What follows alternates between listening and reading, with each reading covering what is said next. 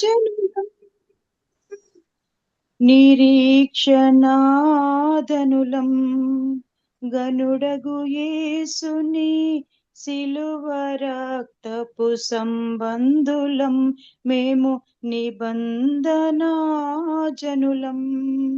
యేసురాజు వచ్చును ఇంకా కొంతకాలమే మోక్షమందు చేరేదము. యేసురాజు వచ్చును ఇంకా కొంతకాలమే మోక్షమందు చేరేదము. నిబంధనా జనులం అబ్రహాము నీతికి వారసులం ఐగుప్తు దాటిన అనేకులం. అబ్రహాము నీతికి వారసులం ఐగుప్తు దాటిన అనేకులం. మోషే బడిలో బాలురము మోషే బడిలో బాలురము యేసయ్య బడిలో కృతజ్ఞులం. ప్రియపుత్రులం మేము నిబంధనా జనులం. యేసురాజు వచ్చును ఇంకా కొంతకాలమే మోక్షమందు చేరేదము. యేసురాజు వచ్చును ఇంకా కొంతకాలమే మోక్షమందు చేరేదము. నిబంధనా జనులం విశ్వాసమే మా వేదాంతం నిరీక్షణే మా సిద్ధాంతం. విశ్వాసమే మా వేదాంతం నిరీక్షణే మా సిద్ధాంతం. వాక్యమే మా ఆహారం వాక్యమే మా ఆహారం ప్రార్థనే వ్యాయామం అనుదినం మేము నిబంధనా జనులం. అశేష ప్రజలలో ఆస్తికులం అక్షయుడేసుని ముద్రికులం. అశేష ప్రజలలో ఆస్తికులం అక్షయుడేసుని ముద్రికులం. పునరుద్ధానుని పత్రికలం పునరుద్ధానుని పత్రికలం. పరిశుద్ధాత్ముని గోత్రికులం యాత్రికులం మేము నిబంధనా జనులం. ఎవరో యేసని అడిగేవో ఎవరో లేయని వెళ్ళేవో. ఎవరి యేసని అడిగేవో ఎవరో లేయని వెళ్ళేవో. ఏసే మార్గం ఏసే జీవం ఏసే మార్గం ఏసే జీవం ఏసే సత్యం కాదు చోద్యం ఇదే మా సాక్ష్యం. నిబంధనా జనులం నిరీక్షణా గనులం. యేసురాజు వచ్చును ఇంకా కొంతకాలమే మోక్షమందు చేరేదము. యేసురాజు వచ్చును ఇంకా కొంతకాలమే మోక్షమందు చేరేదము. నిబంధనా జనులం నిరీక్షణాదనులం గనుడగు యేసుని సిలువ రక్తపు సంబంధులం మేము నిబంధనా జనులం. మేము నిబంధనా జనులం. Hallelujah. Praise the Lord aunty. Thank you అండి. వందనాలు. చక్కటి పాట చాలా సొంతంగా బాగుంది పాట. చక్కగా పాడు. కాదు పాప, మీరు జ్యోతి మీరు నీవు సొంతంగా రాసినట్టున్నావు కదా? నేను ఎక్కడ కాదండి వినలే. కాదండి సిస్టర్ కాదండి అక్క. ఆ? కాదండి, రాజన్న గారు అని ఒక పాస్టర్ గారు చనిపోయారు చూడండి, ఆయన రాశారండి. అవునా, నేనైతే ఇదే వినడం. చక్కటి పాట, అర్థయుక్తమైన పాట, అర్థ సహితంగా ఉంది చూడండి. నిబంధన, మన నిబంధన శిలువ రక్తం గనుడగు యేసుని శిలువ రక్త సంబంధులమై ఉండడమే మన నిబంధన. యేసు రాజ్యం వస్తుంది, ఇంక కొంచెం కాలమే మనం మోక్ష మార్గంలో చేరాలంటే. అబ్రహాము నీతికి వారసులంగా ఉండాలి. ఐగుప్తు దాటినాం అనేక కష్టాలలో. మోషే బడిలో బాలురము, యేసయ్య ఒడిలో ప్రియపుత్రులం మనం. చూసారా, విశ్వాసమే మన వేదాంతం, నిరీక్షణే మన సిద్ధాంతంగా ఉండాలి. ఈ కడవరి దినాల్లో వాక్యమే మనకు ఆహారం, ప్రార్థనే మన ఎక్సర్సైజ్, వ్యాయామము అనుదినము. శేష ప్రజల్లో అస్థికులం, అక్షయం చేసిని ముద్రికులం, పునరుత్నమని పత్రికలము, పరిశుద్ధాత్మని గోత్రికులము, యాత్రికులము. చక్కటి పాట. ఎవరో ఏసని అడిగితే ఎవరో అని వెళ్ళకూడదు. ఏసే మార్గం, సత్యం, జీవం అని మన సాక్ష్యం ఉండాలి. ఎందుకంటే కడవరి దినాల్లోనే కొంచెం కాలమే మిగిలి ఉంది కనుక మనం కూడా అక్కడ వెళ్ళలేకపోయినా ఏదో ఒక రీతిలో దగ్గర వాళ్ళకి ఎవరు ఏసి ఎవరోలే అనుకుంటుంటే, ఇప్పుడున్న రోజుల్లో మనం ఒక నిబంధన కలిగిన వాళ్ళము, మనకు నిరీక్షణ గనుడగు యేసుని సిలువ రక్తంలో కడగబడిన వాళ్ళం, ఆయన సంబంధం గనక. మోషే బడిలో చదువుకున్నాం, మన ఏసే ఇది బిడ్డలం గనక మనం ఏం చెప్పాలంటే, ఎవరు యేసు అని ఎవరైనా అడిగితే ఏసే మార్గం, జీవం, సత్యం అని చెప్పాలి. ఇదే మా సాక్ష్యం అని మనం చెప్పాలి. ఆ విధంగా చక్కటి అమ్మాయి పాట. పాఠం ఎలా ఉన్నా మీరు చెప్పడం చాలా బాగా చెప్పారు. చక్కటి పాట నాయన, ఇదే వినడం గనుక అలా గబగబా రాసుకుని చక్కగా ఉంది. వాక్యం నిజంగా మనకు ఆహారమే. చక్కగా అనేక చోట్ల చూస్తుంటాను నేను కూడా, చిన్న చిన్న వాటిలో ఎప్పుడైనా ఉంటుంది వెళతాను కానీ జూమ్లో. కానీ మన జీవజలాల ఓట లాంటి నదీ ప్రవాహం లాగా ఎక్కువ మంది అదర్ డిస్ట్రిక్ట్ వాళ్ళే భలే కమిట్మెంట్తో లాగిన్ అవుతారు. నేను అనుకుంటుంటాను ఒక్కొక్కసారి రాలేమి అందరని. అటువంటి వాళ్ళు ఎందుకంటే నిజంగా ఈ నదీ ప్రవాహ జలాల ఊటని అదే మన ఆహారంగా చేసుకొని దాన్ని ఎలాగుంటుండే ప్రజ్వరించే జ్వాలల్లాగున్నారు జయలక్ష్మి సిస్టర్ వాళ్ళైతే. ఇంకా ప్రకాశించే జ్యోతుల్లాగా ఉంటారు మీరే అదర్ డిస్ట్రిక్ట్ వాళ్ళందరూ. నిజంగా అందుకే ఈ జీవజలాల ఓట అనే ఈ జూమ్ కార్యక్రమాన్ని దేవుడు మనకు ఇంకా ఇంకా కొనసాగాలి, ఆగిపోకుండా కొనసాగేటట్టు అందరూ ప్రార్థనలో జ్ఞాపకం చేసుకోండి. చాలా సంవత్సరాల నుంచి కంటిన్యూగా జరుగుతుంది. చాలా చోట్ల ఉంది కానీ జూమ్ ఇలా కంటిన్యూగా జరగట్లేదు. ప్రేమ వచ్చింది మా అలా జరుగుతున్నా దీని గురించి ప్రార్థనలో పెట్టుకోండి. చక్కటి పాట పాడిన జ్యోతి గారికి మరొకసారి ఇస్తరి పేరు వారి తరఫున దేవాదేవం తరఫున వందనాలు చెల్లించుకుంటున్నాను. జ్యోతి గారు వందనాలు మా. జ్యోతి సిస్టర్ ప్రైజ్ ది లార్డ్ అండి, ప్రైజ్ ది లార్డ్. ఇస్తలాంటి. వందనాలు. ఇప్పుడు మనకు మధ్యలో ఉన్న ప్రేమ్ కుమారి గారు. ప్రేమ్ కుమారి సిస్టర్ ఒకసారి వీడియో. ప్రేమ్ కుమారి సిస్టర్ ఇప్పుడు మీట్లోనే ఉన్నారేమో.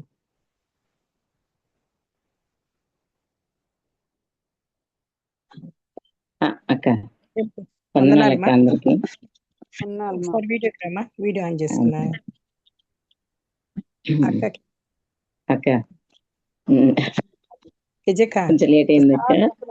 సరే వందనాలు అక్క. పరిచయ వాక్కులు చెప్తారు కొంచెం తెలియదు కదా.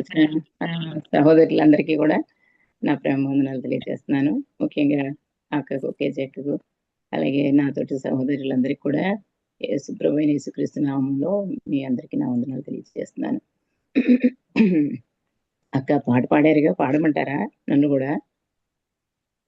టైం సరిపోతే సరే, లేకపోతే పాడేశారు, మీ ఇష్టం. మరి పాడతామంటే పాడండి. అదే కొంచెం ఎలాగైనా గొంతు కూడా కొద్దిగా లేట్ అయిందక్క.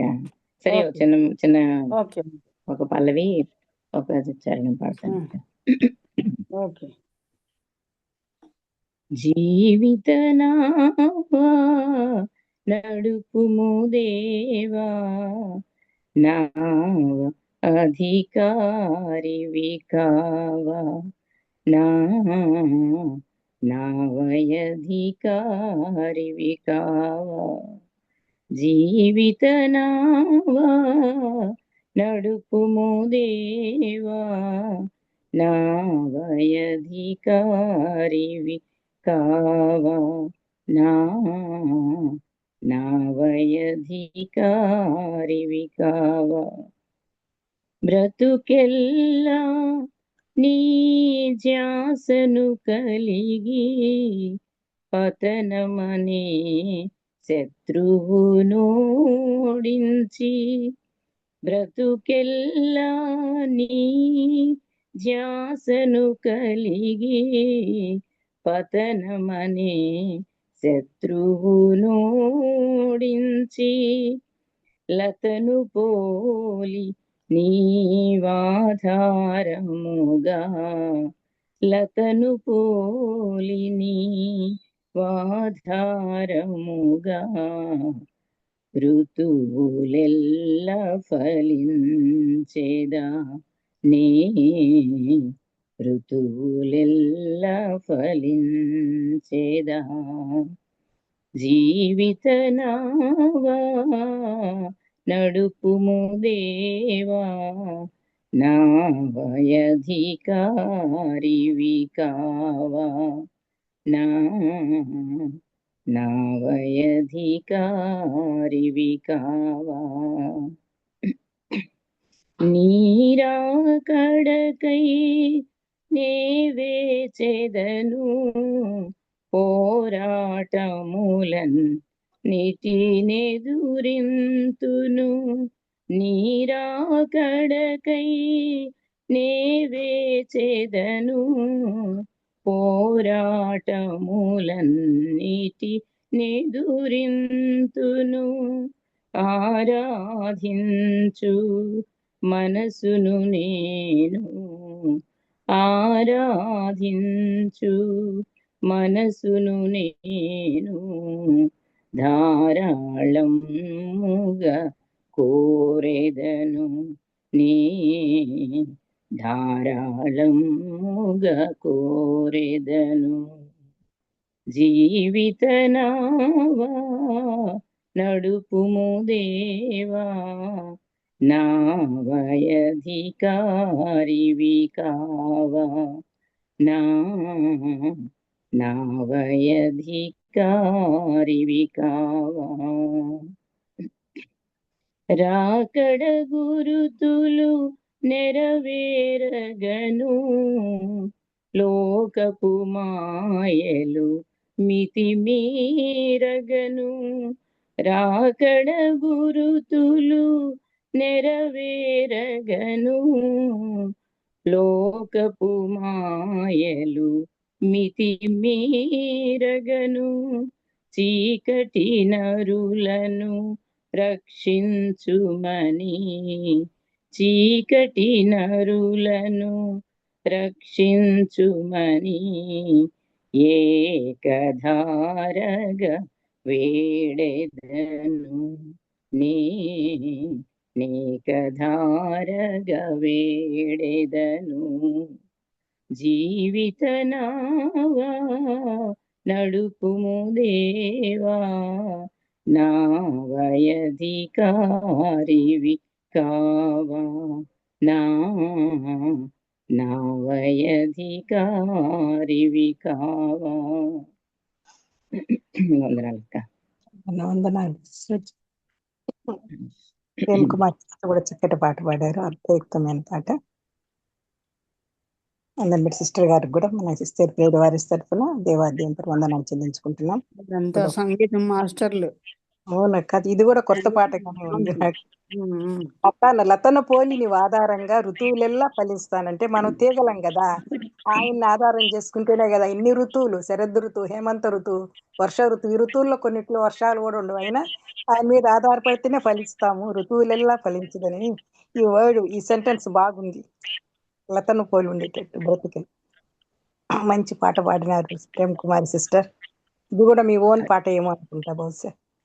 లేదక్క ఎప్పటి నుంచో, ఇది చాలా ఓల్డ్ సాంగ్ అక్క. అక్క వాళ్ళు కూడా అంతా కలిసే ఉంటుంది. చాలా అక్క విన్నారేమో మన విజయం అక్క. మన జీవిత నావకు ఆయనే, మన నావ జీవిత నావకు అధికారి ఆయనే కదా. చక్కగా మంచి రాకడ గుర్తులు కూడా తెలియజేశారు. లోకంలో మాయలు మితిమీరిపోతున్నాయి, చీకట్లోని నరులు ఇస్తున్నారు, వాళ్ళని రక్షించమని ఏకధారగా వేడుతాము. మనందరం కలిసి ఏకధారగా ఆయన్ని వేడుకుందాం. ఈ సమయాన్ని మన కుమారి గారికి ఇస్తాం. చిన్న ప్రార్థన చేసుకుందాం అక్క. సరే దయామయుడైన తండ్రి, మీకు వందనాలు, కృపామయుడైన దేవా, మీకే స్తుతులు స్తోత్రాలు చెల్లిస్తున్నాం నాయన. మీ ఉచితమైన కృప చేత దయచేసి నాయన నేటి వరకు మా ప్రభువ మమ్మల్ని మీరు ఎక్కల చోటును భద్రపరిచారు నాయన. అంతేకాదు ప్రభువ, ప్రతినిత్యము నాయన, ప్రతిదినము ఈ జూమ్ మీటింగ్ లో ప్రభు అనేక సత్యాలు నేర్చుకోవడానికి నాయన మీరు మాకు అనుగ్రహిస్తున్న ఈ కృప అంతటిని బట్టి మీకు వేలాది వందనాలు, స్తోత్రాలు నాయన. ఈ దినం మరి ఒక మారు మా ప్రభు మీ పాదాల చెంత చేరి మీ మాటలు వినటానికి ప్రభు మేమంతా కూడి వచ్చి ఉండగా దయామయుడా మీ మాటలు మాకు అందించండి.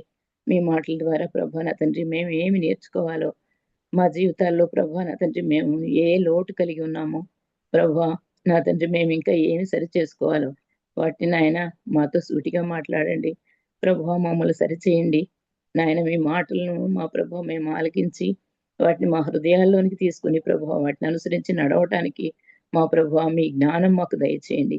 చేరువచ్చిన నాయన జూమ్ సహోదరులందరినీ మీరు జ్ఞాపకం చేసుకోండి ప్రభు. ఇటువంటి మంచి సదవకాశాలు నాయన మీరు మాకు అనుగ్రహిస్తూ ఉన్న మీ ఏర్పాటు అంతటిని బట్టి తండ్రి మీకే వేలాది స్తుతులు స్తోత్రాలు చెల్లిస్తున్నాం నాయన.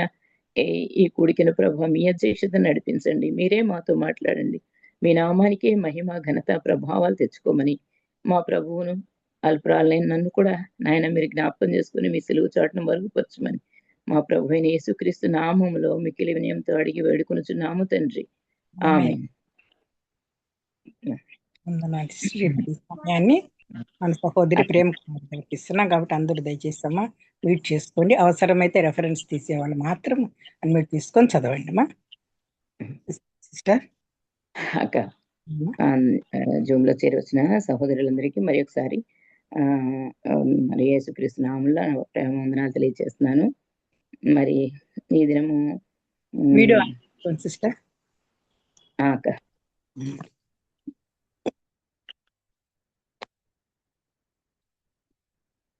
ఈ దినము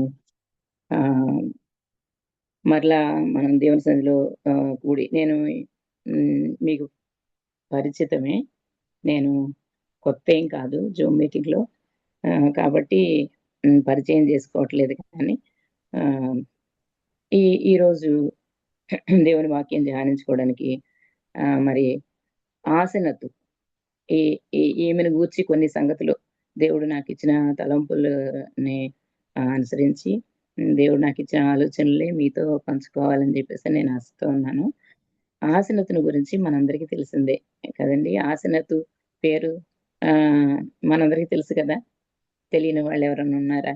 లేరు. ఎందుకంటే కెజెక్ దీనిలో అండర్లో మనం ఉన్నామంటే మనకి ముఖ్యంగా ఎక్కువగా స్త్రీలలో చాలా మంది స్త్రీలను గురించి మనకి జూమ్ మీటింగ్ లో మనకి తెలిసే ఉన్నది. అంటే ఇంతకు క్రితమే విని ఉన్నాం, కానీ అయినా సరే మళ్ళా ఒకసారి దీని గురించి చదువుతుంటే ఈ గ్రంథంలో బైబిల్ రీడింగ్ చేస్తూ ఉన్నప్పుడు అంటే బైబిల్ని ఇలా ప్రతి ఉదయ కాలాన రెగ్యులర్ గా చదువుతూ ఉండగానే మరి ఆదికాండంలో ఆసనతు పేరు గుర్తొచ్చినప్పుడు ఆసనతును గురించి కొంచెం ధ్యానం చేస్తే దేవుడు కొన్ని సంగతులు తెలియజేస్తే అవే మీతో పంచుకోవాలని ఇష్టపడుతున్నాను. నేనేనా మరి నా సొంత భక్తి శక్తి నాకైతే లేదు, ఎందుకంటే నేను అంత జ్ఞానవంతురాలని అయితే కాదు. అయినా దేవుని కృపను బట్టి దేవుడిచ్చిన మాటలని మన అందరం కలిసి పంచుకోవాలని నా ఆశ. అయితే ఈ ఆసనతు ఎవరండి? యోసేపు భార్య ఆసనతు. యోసేపు భార్య ఆసనతు కదా. యోసేపు భార్య ఆసనతును గురించి మనం ఈరోజు ధ్యానం చేద్దాం. ఆసనతును గురించి మరి చూస్తే బైబిల్ గ్రంథంలో మరి కొంతమంది స్త్రీల పేర్లు రాయబడి ఉన్నాయి, కానీ కొంతమంది స్త్రీలకైతే పేర్లు దేవుడు రాయడానికి ఇష్టపడలే కదండి. ఆసనతు పేరైతే దేవుడు 3 చోట్ల దేవుడు ఆసనతు పేరును రాయించి ఉంచినట్టుగా బైబిల్ గ్రంథంలో మనకు కనబడుతుంటది. అలాగే మరి మనం చూస్తే ఒక వ్యక్తి పేరుని దేవుడు బైబిల్ గ్రంథంలో రాశాడు అంటే ఆమె గురించి ఒక ప్రత్యేకత ఉందని మనకి తెలుస్తూ ఉంటుంది అనమాట. ఎందుకంటే దేవుడు ఊరికేనే ఎవరి పేరు రాసి ఉంచాడు. అలాగే కొంతమంది పేర్లు రాయడానికి దేవుడు ఇష్టపడ్డు. దేవుని గ్రంథంలో మనం చూస్తాం, యోబు గూర్చి రాసి ఉంది, కానీ యోబు భార్యను గురించి ఆమె పేరు రాసిందండి. లేదు. మన బైబిల్ గ్రంథంలో యోబు భార్య పేరు లేదు. అలాగే లోతు గురించి రాశాడు, కానీ దేవుడు లోతు భార్యను గురించి కూడా రాయబడలేదు కదండి. లోతు భార్య అని చెప్పారే గాని లోతు భార్యని గురించి కూడా దేవుడు రాయించలేదు. ఇలా కొంతమంది పేర్లు దేవుడు బైబిల్ గ్రంథంలో రాయించడానికి మరి ఆయన ఇష్టపడలేదు. అలాగే ఆసనత్తు పేరైతే దేవుడు జీవ గ్రంథంలో రాసి ఉంచాడు. ఈ బైబిల్ గ్రంథంలో దేవుడు ఆసనత్తు పేరుని రాసి ఉంచాడు. ఈమె మరి ఈ పేర్లు, ఈమె పేరు మరి 3 సార్లు మనం ప్రస్తావించబడింది బైబిల్ గ్రంథంలో అని అనుకున్నాం కదా. ఈమె అసలు ఎవరు అని చెప్పేసానంటే, ఈమె ఎందుకు దేవుడు బైబిల్ గ్రంథంలో రాసి ఉంచాడు? ఈమెమన్నా విశ్వాస, లేకపోతే ఏమేమన్నా మరి భక్తిపర్రాలా, లేకపోతే ఏమన్నా ప్రవక్త్రియా, లేకపోతే ఇంకా ఏమన్నానా అంటే అసలు అవేమీ కాదు కదా. ఆసనతును గురించి దేవుడు రాసి ఉంచిన దానిలో ఆమెలో ఈ లక్షణాలు ఏం లేవు, కానీ ఆమె ఒక అన్యురాలు. ఇక్కడ మనం చూస్తాం కదా 41వ అధ్యాయంలో,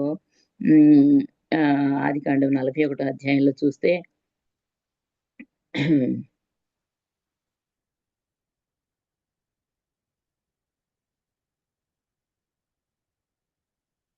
45వ వచనం చూద్దాం. 41వ అధ్యాయము ఆదికాండం 45వ వచనం చదవమంటారా? చదువు. మరియు ఫరో యోసేపునకు జప్నత్పా నేహో అను పేరు పెట్టి అతనికి ఓసు యొక్క యాజకుడైన పోతీఫరు కుమార్తెయగు అసేనతు నిచ్చి పెండ్లి చేసెను. ఇక్కడ మనం చూస్తే ఈమె ముఖ్యంగా ఐగుప్తు స్త్రీ. అంతేకాదు ఈమె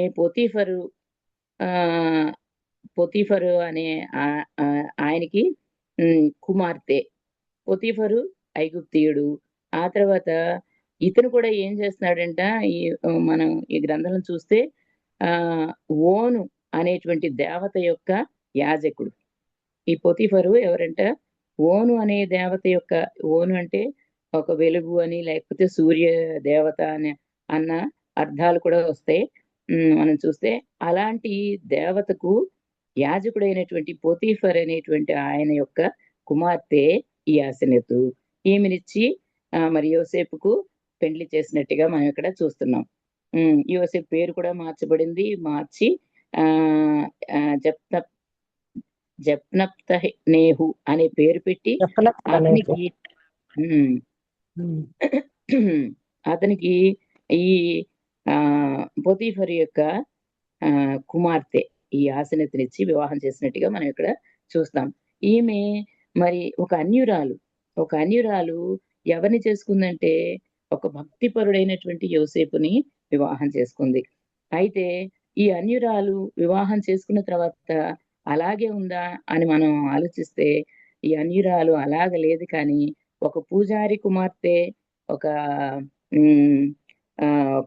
యాజకుని కుమార్తె, ఒక అన్యురాలి కుమార్తె, ఒక అన్య దేశంలో ఉన్నటువంటి అన్య సాంప్రదాయాలు పాటించేటువంటి ఒక స్త్రీ అయ్యుండి ఈమె యోసేపును చేసుకున్న తర్వాత అన్యురాలు కాస్త ధన్యురాలుగా మార్చబడింది.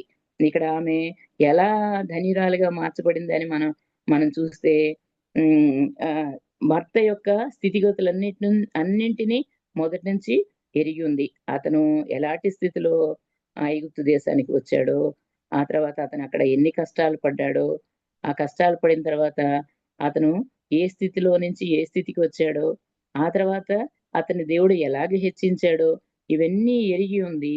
ఎరిగి ఉన్న ఆమె తన భర్తను అనుసరించి నడిచింది. అంతేకాదు ఇక్కడ మనం చూస్తే ఏంటంటే భర్త భక్తిపరుడు అనుకోండి, భార్య కూడా భక్తిపరురాలుగా లేదా తన భార్యని భక్తిపరురాలుగా మార్చుకునే విధంగా ఉండాలి కదా. ఒక విశ్వాసి అవిశ్వాసి అయిన భార్య ఉంటే తన భక్తిని బట్టి తన భార్య మార్చబడాలి. అలాగే ఒక భార్య భక్తిపరురాలు అయి ఉంటే, విశ్వాసి అయి ఉంటే, తన భర్త ఒకవేళ లోకంలో ఉన్నవాడైతే, లేకపోతే దేవుని ఎరుగని వాడైతే తన భక్తిని బట్టి, తన ప్రవర్తనను బట్టి తన భర్తను మార్చుకోవాలని చెప్పేసి దేవ గ్రంథంలో రాసి ఉంది. అలాగా మరి ఈ భర్త అయినటువంటి యోసేపు భక్తి తను చూస్తుంది. అందును బట్టి ఆమె కూడా ఆ భక్తిపరుడైనటువంటి యోసేపును వివాహం చేసుకున్నాక తను కూడా భక్తిపరురాలుగా, అన్యురాలైనప్పటికీ ధన్యురాలుగా మార్చబడింది. కొంతమంది అయితే మనం చూస్తూ ఉంటాం. ఎలాగ ఉంటారంటే వాళ్ళు ఉండేటువంటి ప్రదేశాన్ని బట్టి లేదా వాళ్ళు ఉండేటువంటి స్థితిగతులను బట్టి తన భర్తలను వాళ్ళని కూడా భర్త మీద కూడా అజమాయిషి లేదా భర్తని తమ అడుగుజాడల్లో నడిచే విధంగా చేసే భార్యలు కూడా ఈ లోకంలో లేకపోలేదు. అయితే ఆసినతు మాత్రం అలాంటి లక్షణం కలిగినటువంటి స్త్రీ కాదనమాట. ఆమె ఎలాగా ఉందంటే తన భర్తకు అనుకూలంగా ఉన్నటువంటి భార్యగా ఉన్నట్టుగా మనం బైబిల్ గ్రంథంలో చూస్తాం. మామూలుగా చూస్తే ఏమని అనిపిస్తుంది అంటే, ఇప్పుడు యోసేపు ఇంటికి ఆసినతు రాలేదు, కానీ యోసేపే ఆ దేశానికి వెళ్ళాడు. ఆ దేశంలో యోసేపు ఏమన్నా ధనవంతుడు కాదు, లేకపోతేనేమో యోసేపు ఏమన్నా గొప్ప ఆస్తిపరుడు కానీ, లేకపోతే తను వాళ్ళ అంటే పొతీఫర్కు తగిన విధంగా అటువంటి స్థితిలో ఇప్పుడు ఎవరైనా వివాహం చేసుకోవాలంటే క్యాడర్ని చూసుకుంటారు కదండి. బాగా పేదింటి అమ్మాయిని ఎవరైనా చేసుకుంటాం మనం చూసామా ఎప్పుడన్నా? మనతో సమవుజ్జి ఉండాలనుకుంటాం, కొంచెం అన్నిట్లోనూ మనతో సరిపోవాలి కదా అని చెప్పి అనుకుంటాం. చదువుకున్న వాళ్ళైతే మనతో పాటు కాస్త చదువు ఉండాలి.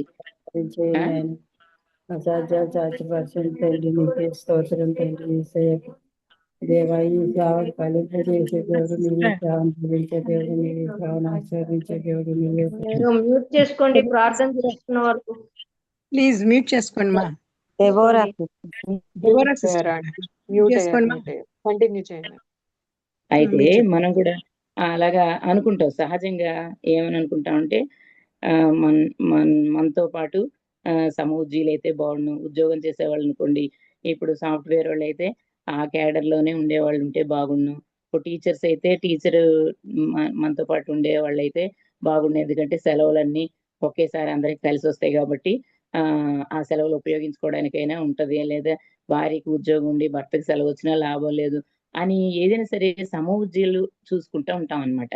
కానీ ఇక్కడ యోసేపుని గురించి మనం ఆలోచిస్తే యోసేపు వాళ్ళతో ఎందులోనూ సాటి అయినవాడు కాదు. అతను అసలు పరాయి దేశానికి వెళ్ళాడు. అది కూడా ఎలాగంటే ఒక బానిసలాగా వెళ్ళాడు. ఆ బానిస దగ్గర నుంచి ఎన్నో నిందలు అవమానాలు పడ్డాడు. అవన్నీ భరించాడు. ఆఖరికి జైలుకు కూడా వెళ్ళాడు. ఆ స్థితి నుంచి దేవుడు తనని జ్ఞాపకం చేసుకుని హెచ్చించాడు. ఇవన్నీ తెలుసు ఆమెకి. తెలిస్తే ఈ స్థితిలో ఉన్నటువంటి వ్యక్తి అదే దేశంలో ఉండి అక్కడే తన తల్లిదండ్రులు ఉన్న చోట తన భర్త ఉంటే ఇంకా ఆ స్త్రీకి ఎంత భర్త మీద కమాండింగ్ ఉంటది కదా. సాధారణంగా చెప్తున్నానండి, అందరూ అలా ఉండరు. సాధారణంగా ఏంటంటే ఇప్పుడు నా చెప్పు చేతల్లో ఉండాలి, నా భర్త నేను చెప్పినట్టు వినాలి. ఎందుకంటే ఆయనకు ఒక స్థితిగతి లేదు. నన్ను బట్టే ఆయనకి ఈ స్థితి వచ్చింది, మా కుటుంబంలోకి రాబట్టే ఆయనకి ఈ పేరు వచ్చింది, లేదా మా దేశంలోకి రాబట్టే ఇటువంటి స్థితిలో ఉన్నాడు, లేదా నన్ను చేసుకోబట్టే మా అందరితోనూ బంధుత్వం కలిసింది అనే అతిశయం కొంతమందిలో ఉంటది. కానీ ఈ ఆసనతలో మనం చూస్తే అటువంటిది ఏది ఉన్నట్టుగా మనకి కనిపించదు అనమాట. భర్త చూసి దేవుడు తను ఎంత తన భక్తి జీవితం ఎంత గొప్పగా ఉందని తను ఆలోచిస్తూ తనని అనుసరిస్తూ ఉందో, తనని చూస్తూ ఉందో, గమనిస్తూ ఉందో గాని ఈమె ఏంటంటే తన భర్తని అనుసరిస్తూ తను ఎన్ని కష్టాల్లో ఉన్నా, తను తల్లిదండ్రులకు దూరంగా ఉన్నా, అన్నదమ్ములకు దూరంగా ఉన్నా, తన వాళ్ళనే వాళ్ళు ఎవరూ లేకపోయినా దేవుని మీద ఎంత భక్తి కనపరిచాడో, ఎంత నీతిగా ఉన్నాడో, ఎంత యథార్థంగా ఉన్నాడో దేవుడు బయలుపరిస్తేనే గాని తనకి కలల భావం కూడా తెలియదు అని చెప్పేసి తన గొప్పతనాన్ని చాటుకోలేదు. కానీ దేవుని మహింపరచడం, దేవుడు తన్ని హెచ్చించడం, తగిన కాలం ముందు దేవుడు తన్ని హెచ్చించడం, ఇవన్నీ గమనించిందిగోను. ఆ దేవుని గొప్పతనాన్ని, ఆయన ఔన్నత్యాన్ని ఈమె కూడా గమనించింది. ఈమె కూడా తన భర్తతో కలిసి దేవుళ్ళు ఎదగడానికి ఈమె కూడా ఒక సాధనంగా ఉంది అని మనం ఇక్కడ చూస్తూ ఉంటాం అనమాట. సాధారణంగా కొంతమంది భార్యలు ఇప్పుడు నేను చెప్పిన విధంగా మారుస్తుంటారు కదండి. మనకి ఎగ్జాంపుల్ చెప్పుకోవాలంటే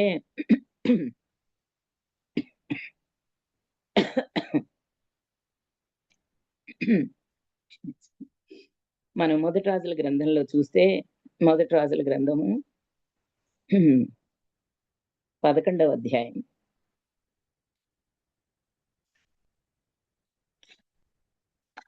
మొదటి రాజుల గ్రంథం 11వ అధ్యాయం చూద్దాం. ఇక్కడ మనకి తెలుసు కదా ఎవరంటే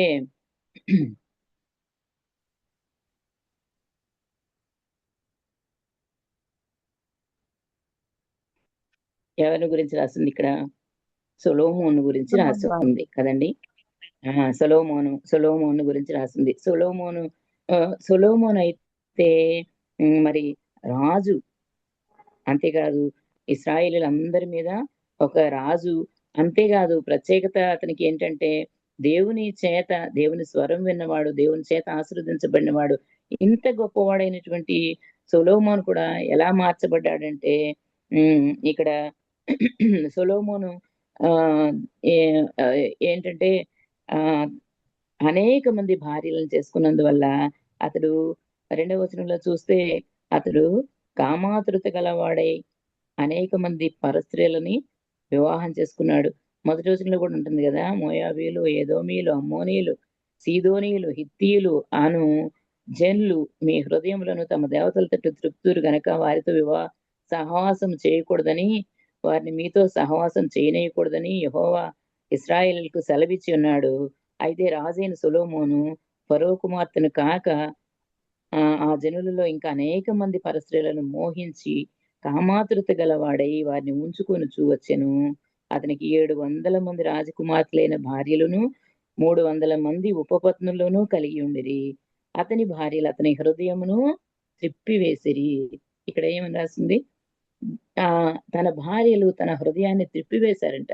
సొలొమోను ఎంతటి జ్ఞాని, దేవునిలో ఎంతగా ఎదిగినటువంటి వ్యక్తి, దేవుని చేత ఆశీర్వదించబడిన వాడు, ఇశ్రాయేలులందరికీ రాజు అయినటువంటి సొలొమోనే ఎవరి చేత త్రిప్పబడ్డాడు? తన భార్యల చేత తన హృదయం త్రిప్పబడి అతను దేవుని నుంచి దూరం అయిపోయినట్టుగా, దేవుని హృదయం కాకుండా దేవుని నుంచి తన హృదయం తొలగిపోయినట్టుగా, దేవునికి దూరమైనట్టుగా మనం చూస్తాం. అయితే ఈ ఆసనత్తుకు అలాంటి అవకాశం ఉంది కదా. తన భర్త తన దేశంలోనే ఉన్నాడు, తన అండర్లోనే ఉన్నాడు, తన తల్లిదండ్రుల దగ్గరే ఉన్నాడు. అయినా గాని తన ఇన్ఫ్లుయెన్స్ తన భర్త మీద పనిచేసేలాగా అలాంటి బిహేవియర్ ఆసనత్తుది కాదనమాట ఇక్కడ మనం చూస్తే కదండి. ఇక్కడ ఆసనత్తు లాగా చాలా మంది భార్యలు అలాగే ఉంటుంటారు. కొంతమంది ఏంటంటే సరే మంచిగా చదువుకున్నది, డిగ్నిటీగా ఉన్నదని కొంతమంది వివాహం చేసుకుంటే వాళ్ళు ఏం చేస్తారంటే తన భర్తను ప్రతి విషయంలో భర్తల్ని విసిగిస్తూనే ఉంటారనమాట. విసిగిస్తూనే ఏంటంటే నాకు ఇలాంటివి తీసుకురా, అలాంటివి తీసుకురా, లేకపోతే నేను ఇవి తప్ప ఫలానివి తప్ప ధరించను. సాధారణంగా మనం చూస్తూ ఉంటాం, బ్రాండెడ్ అయినవే తప్ప నేను వాడను, లేకపోతే అన్ని హై క్వాలిటీ అయితేనే నేను వాడతాను, అలాంటివి అయితేనే నేను తింటాను, తినే వాటిలో కూడా దేనిలో రాజీ పడను అని చెప్పేసి అనేటువంటి భార్యలు కొంతమంది భర్తలకి మనం ఉండటం చూస్తూ ఉంటాం. అలా చెప్పే వాళ్ళని చాలా మందిని చూస్తూ ఉంటాం అనమాట. నిజంగా చూస్తే అటువంటి వాళ్ళు వేసుకునే ఆ దుస్తులు ఏమీ బాగుండవు, కానీ అవి బ్రాండెడ్ అంట. బ్రాండెడ్ కాబట్టి వాటికి అంత క్రేజ్. అది ఎంత ఖరీదైనా సరే పర్లేదు, బాగున్నా బాగోపోయినా పర్లేదు, కానీ ఖరీదుని బట్టి వాడేవాళ్ళు కూడా కొంతమంది ఉంటూ ఉంటారు. ఇలాగా భర్తలను విసిగించే వాళ్ళు, భర్తలని తనకు అనుకూలంగా ఎలా తిప్పుకోవాలా, ఎలా కొంగుకు ముడేసుకోవాలా అనుకునే స్త్రీలు ఎక్కువ మంది ఉంటుంటారు. కానీ భర్తకు అనుకూలంగా నడుద్దాం, భర్త ఎలా చెప్తే అలా నడుద్దాం అనుకునే స్త్రీలు ఉండే దినాలు చాలా తక్కువే అని అనుకోవచ్చు అనమాట ఇప్పటి రోజుల్లో. మరి ఎందుకంటే ఇప్పుడు సాఫ్ట్వేర్లు అవన్నీ ఉద్యోగాలన్నీ వచ్చి డబ్బులు సంపాదిస్తున్నారు. సంపాదించిన డబ్బుని ఎలా ఖర్చు పెట్టుకోవాలో తెలియక వాళ్ళు ఏం చేస్తున్నారంటే విచ్చలవిడితనం ఎక్కువైపోయింది. పెద్దవాళ్ళ మాట వినటం గాని, పెద్దవాళ్ళు చెప్పినట్టుగా నడుచుకోవటం గాని, అవి చేయట్లేదు కానీ వాళ్ళ ఇష్టాలు నెరవేర్చుకోవడానికి ఇష్టపడుతున్నారు ఈ మధ్య. ఇప్పుడున్నటువంటి జనరేషన్ పిల్లల్ని మనం చూస్తే. అయితే ఆసనతైతే యోసేపుని అలాగా విసిగించిందిగా మనకి బైబిల్ గ్రంథంలో కనిపించదు. అలాగే ఆసనతు తన తనకి కలిగినటువంటి భక్తి జీవితాన్ని అనుసరించి నడవడానికే, తన భర్తను గౌరవిస్తూ, తన భర్తను అనుసరించి నడుస్తూ, తను కూడా దేవుని భక్తిలో ఎలా పెరగాల అనే దాని గురించే ఆమె అనుకున్నట్టుగా మనం చూస్తుంటాం. ఎందుకంటే ఎక్కడా వ్యతిరేకించినట్టుగానే ఏది కనిపించదనమాట. యోసేపు ఆసనతును చేసుకున్న తర్వాత దేవుణ్ణి ఆయన ఎలా అనుసరించాడో అవన్నీ చూస్తూ ఉంది. దానికి సహకరించింది, ఆసనతు సహకరించింది. ఏ భర్త అయినా తన భార్య అన్ని విషయాల్లో తనకు చేదోడు వాదోడు ఉంటూ తనకు అనుకూలంగా నడిస్తేనే ఆ భర్త అన్ని విషయాల్లోనూ ముందుకు వెళ్ళగలడు, అన్ని విషయాల్లో కూడా రాణించగలుగుతాడు అని మనం చెప్పుకోవచ్చు. యోసేపు అయితే 17 సంవత్సరాలప్పుడు ఆయన ఎలాంటి భక్తి జీవితం కలిగి ఉన్నాడో, ఆ తర్వాత 30 ఏళ్లకి అతనికి ఎలాంటి భక్తి జీవితం కలిగి ఉందో, యవన ప్రాయంలో ఉన్నప్పుడు అతను ఎలా భక్తిని కాపాడుకుంటూ తన పవిత్రతని కాపాడుకున్నాడో, అలాగే వివాహం తర్వాత కూడా అదే భక్తిని కలిగి ఉన్నాడు. అంతేకాకుండా ఈ 110 సంవత్సరాలు బ్రతికిన ఆ జీవితంలో అతను ఎక్కడా కూడా భక్తిలో రాజీ పడినవాడు గాని, లేకపోతే ఎక్కడైనా తన భక్తిలో లోపం కలగటం గాని మనం బైబిల్ గ్రంథంలో చూడం. అందుకని ఆయన చనిపోయేటప్పుడు కూడా తన అన్నదమ్ములను, అక్క చెల్లెలను వాళ్ళని పిలిచి వాళ్ళతో కూడా అంటాడనమాట. ఒకరోజు మన దేవుడు మనల్ని దర్శిస్తాడు, ఆయన మనల్ని విడిపిస్తాడు, ఇక్కడి నుంచి మనల్ని పంపిస్తాడు. పంపించినప్పుడు నా ఎముకలు కూడా ఈ ఐగుప్తులో పాతి పెట్టడానికి వీల్లేదు, నా అస్థికలు కూడా ఎక్కడికి తీసుకెళ్లాలని చెప్పేసి ఆయన ఆశ కలిగి ఉన్నాడు. కనాను దేశంలోకి తీసుకెళ్ళండి, నన్ను అక్కడే పాతి పెట్టండి అని చెప్పడం మనం బైబిల్ గ్రంథాల్లో చూస్తాం.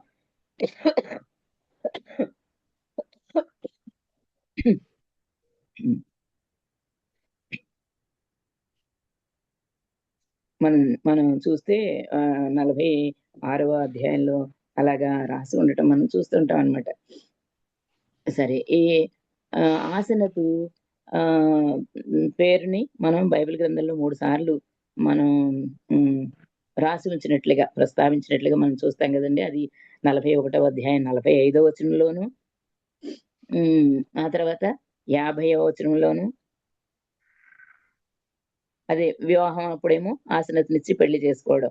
50వ వచనంలోనేమో కరువు సంవత్సరం రాకముందు యోసేపుకి 2 కుమారులు పుట్టారు, వాళ్లను ఆసనతు అతనికి వారిని కనెను అని. ఆ తర్వాత 46వ అధ్యాయం 20వ వచనంలో కూడా ఈ ఆసనతుని గురించి రాసింది. ఇలా 3 సార్లు ఈమె పేరుని ప్రస్తావించడం జరిగిందనమాట. ఇక్కడ ఆసనతు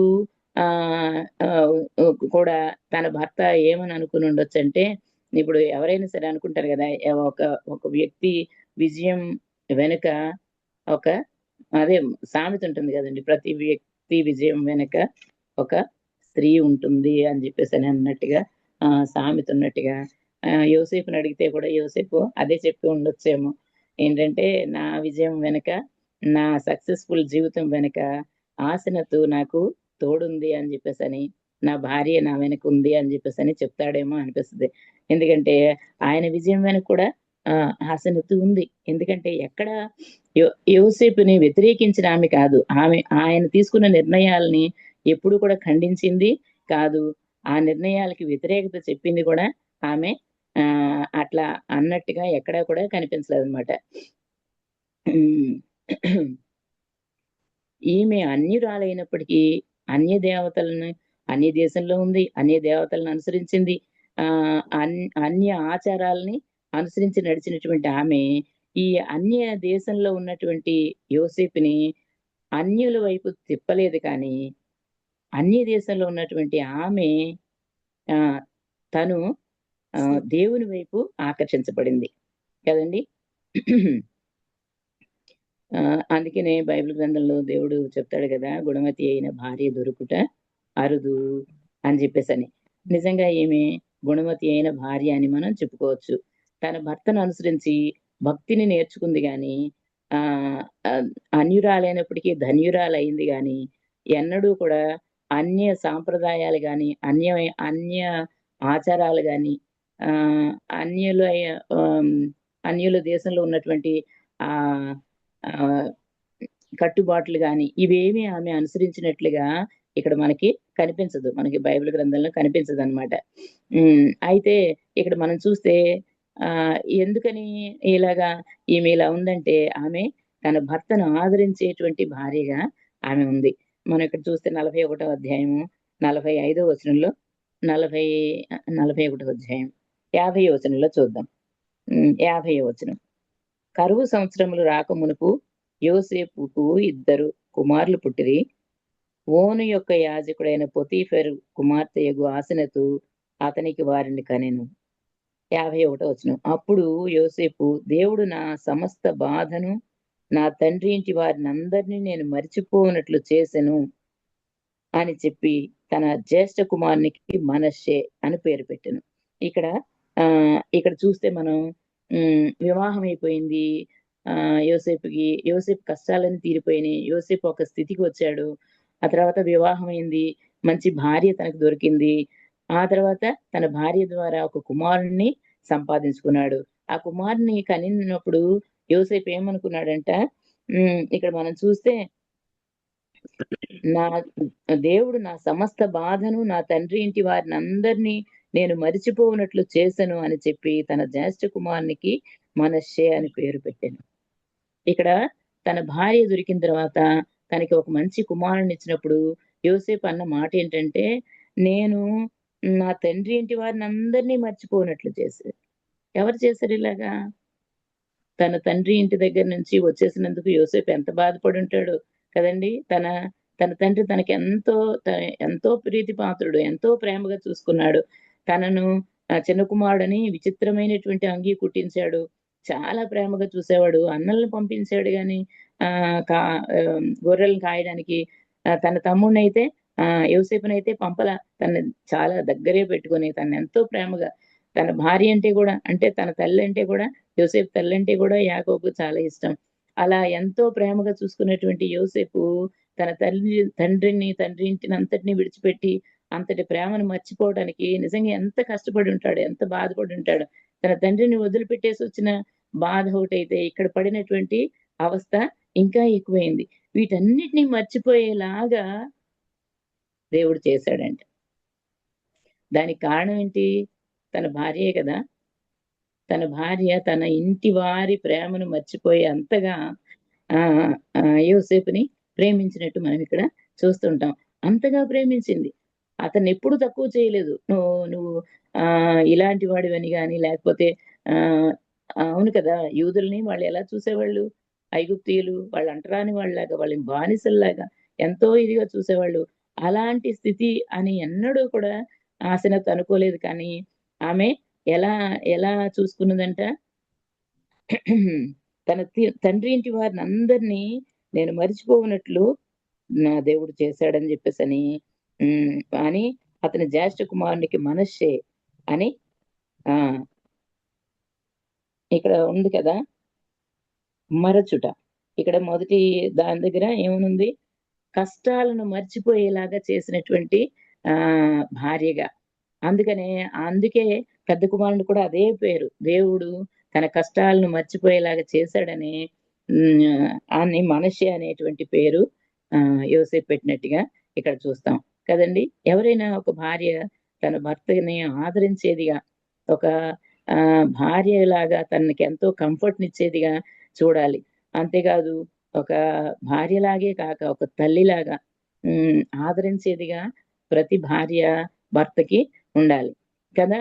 అయితే ఒక భార్య భర్తని ఒక భార్యలాగే కాకుండా ఒక తల్లిలాగా కూడా ఆదరించేదిగా ఉన్నట్టుగా ఈ ఆసెనతును చూస్తే మనకి తెలుస్తుంది.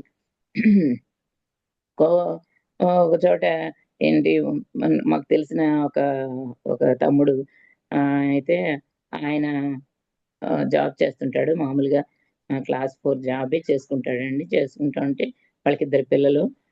అయితే తన భార్య ఏంటంటే తను డ్యూటీ చేసుకుని వచ్చేసరికి, తన భర్త డ్యూటీ చేసుకుని వచ్చేసరికి ఆమె తన పనులు తాను చూసేసుకుని తినేసి పడుకుంటుంది. తన భర్త వచ్చిన తర్వాత ఆయనే వచ్చి తన డ్రెస్ చేంజ్ చేసుకొని స్నానం చేసి వచ్చి కాస్త స్నానం చేసి మంచినీళ్ళు తాగి లేకపోతే కాస్త భోజనం పెట్టుకోవాలన్నా ఇంకా తన భార్యను లేపే పని లేదనమాట. తనే వెళ్ళి అన్నం పెట్టుకుని తిని అవసరమైతే ఆ కంచం కూడా కడిగేసి అప్పుడు పడుకునేవాడు అనమాట.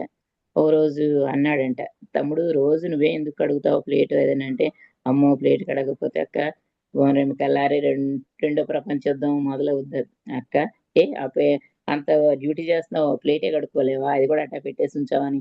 మళ్ళీ తెల్లారి పొద్దున అంటదక్క, ఎందుకు వచ్చిందా ఆ మాటలు అనేసి నేనే కడిగేస్తా, మొదటి నుంచి అది అలవాటు అయిపోయిందా అన్నాడు. ఎందుకు నువ్వు అలాగా నీ భార్యతో చెప్పొచ్చు కదా, ఏమ్మా డ్యూటీ చేసేసరికి కాస్త నాకు లేచి ఒక ముద్ద అన్నం పెట్టొచ్చు కదా అని అడగొచ్చుగా అంటే, నేను ఓ రోజు అలాగే చేశాక భోజనం పెట్టమని కూడా కాదు, ఏమ్మా బీ షిఫ్ట్ చేసి వచ్చాను, రాత్రిలో ఇంత కష్టపడి వచ్చాను కదా అని వచ్చేసరికి కొంచెం మెలుగు నుండి ఒక గ్లాస్ మంచినీళ్ళు ఇస్తే నాకు ఎంత తృప్తిగా ఉంటుందనంటే, ఆమె ఏముందో తెలుసాక, పెద్ద ఆఫీసర్ వచ్చాడని ఈయనకి నిద్దట్లోంచి లేచి నేను మంచినీళ్ళు ఇవ్వాలా అని అన్నది అని చెప్తున్నాడు. అంటే నాకు నిజంగా నవ్వొచ్చింది. అసలు నిజమేనా ఇలా ఉండొచ్చా కదా మనం.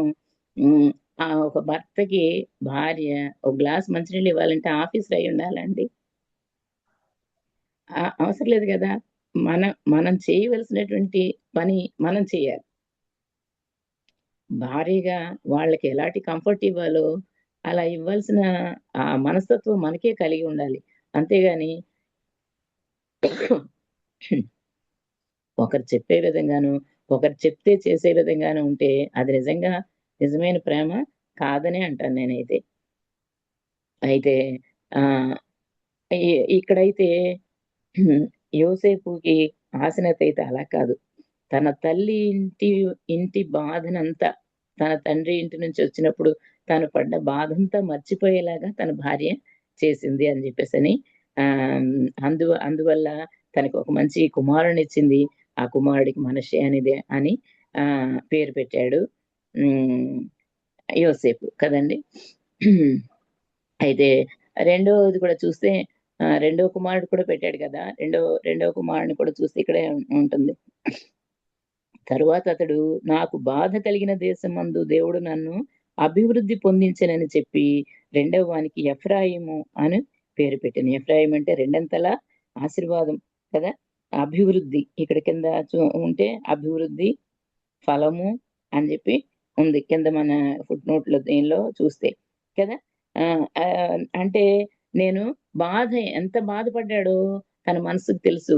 ఆ బాధ అంతటికి దేవుడు ఏం చేశాడంట, అభివృద్ధి ఎక్కడైతే బాధ కలిగి ఉందో అక్కడ అభివృద్ధిని చెందించాడు దేవుడు అని చెప్పేసి అని అతనికి ఎఫ్రాయిం అని పేరు పెట్టాడంట. రెండంతల ఆశీర్వాదం దేవుడు ఇచ్చాడు నాకు. నేను ఎక్కడ బాధ అనుభవించానో ఆ బాధ అంతటిని తీసి దాని బదులు రెట్టింపు ఆశీర్వాదాన్ని దేవుడు నాకు ఇచ్చాడని అతనికి ఎఫ్రాయిం అని పేరు పెట్టాడంట. నిజం ఇక్కడ నాకు అనిపిస్తుంది, యోసేపు కష్టపడ్డాడు, బాగానే ఉంది. మరి అక్కడి నుంచి వచ్చి ఎన్నో ఇబ్బందులు పడ్డాడు.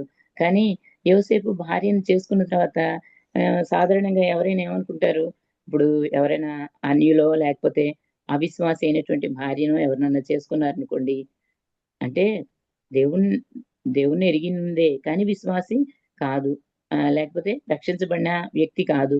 వాళ్ళు ఏమని అంటారు సాధారణంగా, ఏమండి లేకపోతే తన మామగారిని చూడండి, వాళ్ళ మామగారు ఒక దేవతకి ఆయన యాజకుడు కదా, దేవత ఆలయంలో యాజకుడు కదా.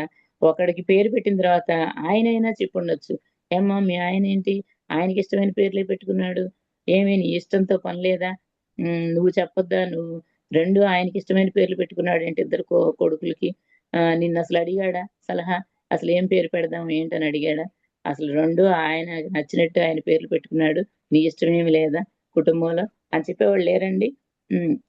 అంతేకాదు ఆసనత కూడా అనుకోవచ్చు, ఒకరిని మీ సాంప్రదాయం ప్రకారం, ఇశ్రాయేలు సాంప్రదాయం ప్రకారం, లేకపోతే దేవుని నిర్ణయం ప్రకారం పెట్టావు, ఇంకొకటి పేరైనా కనీసం మా పద్ధతి ప్రకారంగా పెట్టొచ్చు కదా అని అడిగి ఉండొచ్చు కదా, అడగడానికి అవకాశం ఉంది. కానీ అలాగా ఆమె చేయలా. ఆయన ఏ పేర్లు పెడితే వాటికి సహకరించింది. వాటినే అనుసరించింది. అంతేకాదు ఆ పేర్లు పెట్టినందుకు దేవునితో అనుబంధం కలిగి ఉన్నటువంటి పేర్లను ఆమె గ్రహించింది. ఈ పేర్లలో ఏంటంటే ఇస్సాకు, యోసేపు తన కుమారులు ఇరువురు పేర్లు పెట్టేటప్పుడు అవి అనుభవపూర్వకంగా పెట్టిన పేర్లు. ఒకటేమో నా తండ్రి ఇంటి నుంచి వచ్చినటువంటి దుఃఖాన్నంతటిని దేవుడు తీసివేశాడు, అందుకే నాకు ఈ మంచి కుమారునిచ్చాడని దేవునితో అనుబంధం పెంచుకునే పేరే అది కదా. మొట్టమొదటిగా పెట్టినటువంటి మనిషి అని పేరు. ఆ తర్వాత తను ఎంతకాలం బాధపడ్డాడో ఆ బాధలన్నిటి నుంచి తప్పించిన దేవుడు తిరిగి రెట్టింపు ఆశీర్వాదం ఇచ్చాడని దేవునితో పెనవేసుకున్నటువంటి మనస్సు కలిగినటువంటి పేరే ఎఫ్రాయిం అనే పేరు పెట్టాడు. వీటిని చూసి తన భార్య కూడా తనను అనుసరించిందే కానీ తన భార్య ఎన్నడూ కూడా తన భర్తని వ్యతిరేకించి ఇవేం పేర్లు ఇలా పెట్టావేంటి, ఇవి ఇలా అర్థం వచ్చే పెట్టావేంటి. ఇంకా ఈ రోజుల్లో చాలా మంది పేర్లు చాలా ఇదిగా పెట్టుకునే వాళ్ళు ఉంటారు కదండి. ఏవో పేర్లు ఏంటంటే టింకు, పండు, బొన్ను ఇట్లాంటి పేర్లు పెట్టుకుంటారు. పేర్లకు అర్థాలు ఉండవు కానీ ముద్దు పేర్లాగా పిలుచుకుంటారు. కానీ నిజంగా యోసేపుని చూస్తే దేవునితో అనుబంధం పెంచుకున్నటువంటి పేర్లు వాళ్ళ కుమారులు ఇరువురికి అలాగే పెట్టాడు. ఆ పేర్లకు తన భార్య కూడా చక్కగా సహకరించి తన భర్త పెట్టినటువంటి ఆ పేర్లు ని గౌరవించింది కదా. గౌరవించి తను కూడా వాళ్ళని అనుసరించి నడిచింది. ఇక్కడ మనం చూస్తే కొంతమంది అయితే ఇలా కాదు, ప్రతిదానికి భర్తలకి ఏంటంటే వ్యతిరేకత చూపిస్తూ ఏంటి ఇలా చేస్తున్నారేంటి, మీ ఇష్టాలు నెరవేర్చుకుంటారు, మీ ఇష్టమేనా, ఇక అన్ని నాకంటూ ఒక ఇష్టాలు లేవా అని అనుకునే వాళ్ళు చాలా మంది ఉన్నారనమాట. అయితే తన భార్య ఇంతగా యోసేపుకి సహకరించింది అంటే కారణం ఏమై ఉండొచ్చు? తన భర్త కూడా తనను అంతగా ప్రేమించి ఉండొచ్చని అనిపిస్తుంది. మనం చూస్తే ఓసారి అయితే రాజశేఖర్ గారిని మదనపల్లిలో సేవ చేస్తారు. ఆయన ఒక చోట వాక్యం చెప్తా ఉంటే ఆయన ఒక ఎగ్జాంపుల్ చెప్పారనమాట. అదేంటంటే ఇప్పుడు ఆదికాండ 2వ అధ్యాయంలో ఆదాము నుంచి హవ్వను దేవుడు చేస్తాడు కదండి. హవ్వను చేసేటప్పుడు దేవుడు ఏం చేస్తాడు? హవ్వను తీసేటప్పుడు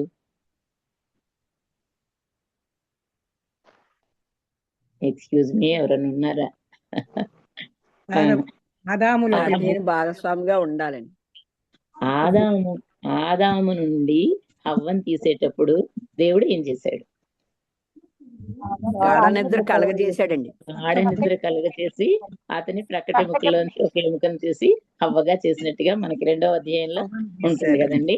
అయితే రాజశేఖరయ్య గారు చెప్తూ ఏమన్నారంటే ఒక భార్యని తీసేటప్పుడు ఆదాముకి దేవుడు గాఢ నిద్ర కలుగజేశాడు. అంటే ప్రశాంతమైనటువంటి స్థితి కదా. అది ఒక ప్రశాంతమైన స్థితి. అదేమి ఒక బాధ, నొప్పి లేకపోతే ఇబ్బంది అవేం కాదు. కానీ ప్రశాంతమైన స్థితిలో నుంచి ఒక స్త్రీని తీశాడు దేవుడు. ఎప్పుడైనా సరే భార్య తన భర్తకు అలాంటి ప్రశాంతతని ఇచ్చేదిగా ఉండాలి అని ఆయన చెప్పాడు అనమాట. నాకు భలే నచ్చింది. ఎందుకంటే నేను ఇంతవరకు పెళ్లిళ్ళలో ఎగ్జాంపుల్ చెప్తూ ఉంటారు కానీ ఏంటి నరుణ్ణి అంటే ఆదాముని మాత్రం మట్టి నుంచి తీశాడు, ఆయన నీళ్లు వేస్తే కరిగిపోతాడు, మెత్తగా అయిపోతాడు. అదే స్త్రీ అయితే ఎముకతో తీశారు కాబట్టి స్త్రీ చాలా గట్టిది, తొందరగా నలగదు, తొందరగా మెత్తపడదు, ఆమె మాటలు కూడా అలాగా పురుషుణ్ణి కలతపరిచేవిగా ఉంటాయి, వాళ్ళు అంత తొందరగా మారరు అని చెప్పేవాళ్ళని ఎగ్జాంపుల్ గా చూసాం. పెళ్లిళ్ళల్లో వాటిలో పెళ్లిళ్ళప్పుడు మెసేజ్ చెప్పే వాటిలో అట్లా చూస్తాం. కానీ రాజశేఖరయ్య గారు డిఫరెంట్ గా చెప్పారనమాట. అది నాకు భలే నచ్చింది. ఎందుకంటే ఎప్పుడైనా సరే తనకి ఎలాంటి ఆ ప్రశాంతతలోంచి కళ్ళు తెరవంగానే హవ్వను చూసి ఆయనకి అందుకే సంగీతం వచ్చిందంట.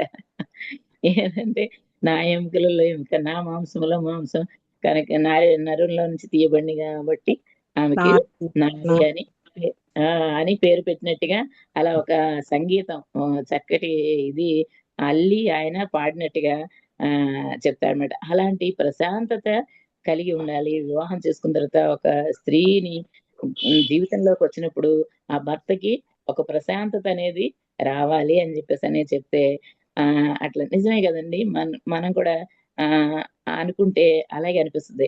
ఎందుకంటే ప్రశాంతమైనటువంటి జీవితం ఉండాలి. ఓ భార్యాభర్తలు ఇద్దరు ఉన్నారంటే వాళ్ళు ప్రతిదానికి కీసులు ఆడుకునే వాళ్ళలాగా కాకుండా, ప్రతిదానికి నువ్వెంత అంటే నువ్వెంత అనుకునే వాళ్ళు కాకుండా, నీ ఇష్టాలే నెరవేరాలా, నా ఇష్టం కూడా నెరవేరాలన్నట్టు, లేదా నా ఇష్టాన్ని నువ్వు నెరవేర్చాలి లేకపోతే లాభం లేదని పుట్టింటికి వెళ్ళిపోయే వాళ్ళలాగా ఇలా ఉండకూడదు. కానీ ప్రశాంతత లేకుండా జీవితం చేసేవాళ్ళలాగా స్త్రీలు ఉండకూడదు. కానీ ఎలా ఉండాలంటే ఒక భర్త జీవితంలోకి భార్య వచ్చిందంటే ఆ జీవితం ఇంకా ప్రశాంతంగా, అంతకుముందు ఉన్నటువంటి అవన్నీ మర్చిపోయి, అంతకుముందు ఉన్న చికాకులు, అంతకుముందు ఉన్నటువంటి ఆ టెన్షన్స్ అవన్నీ పోయి తన భార్య వల్ల ప్రశాంతత, ఇంటికి వస్తే నాకు ఒక ప్రశాంతమైన వాతావరణం, నేను ఆఫీసులో ఎంత టెన్షన్ ఉన్నా సరే నేను ఇంటికి వెళ్ళేసరికి చాలా ప్రశాంతంగా ఉంటది అనుకునేలాగా ఉంటే నిజంగా ఆ కుటుంబం ఎంత మంచిగా ఉంటుందో అనిపిస్తుంది అనమాట.